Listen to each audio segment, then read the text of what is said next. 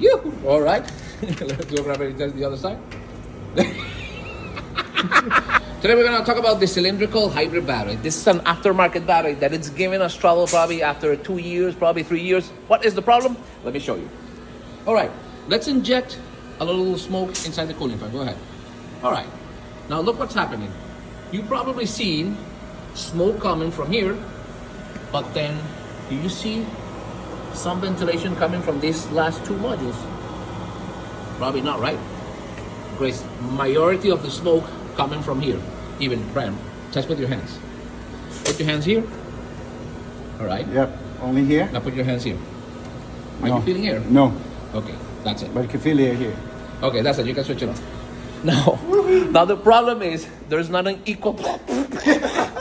So there's not an equal ventilation happening inside the high voltage battery if you use the cylindrical battery.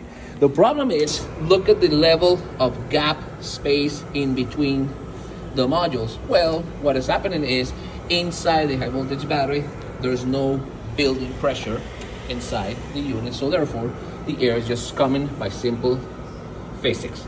And then if you don't build pressure, we don't have equal distribution of the air. So therefore, all the air, the majority of the air is coming from this side and not from this side. And then because of that, these modules are well ventilated, so these modules will be fine, but these three, especially these three modules, won't have good ventilation. Then of course, the modules are gonna lose capacity and you will see a not an equal degradation, but only these three modules are actually gonna be very weak. How do we solve that problem?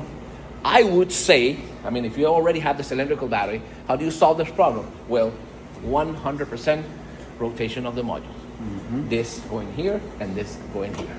Unfortunately, that is a must-do cylindrical hybrid battery. Okay, Brian, let's do a physical paper test. Can you see? This is the effect. Now let's put it here at the end. And look. Nothing.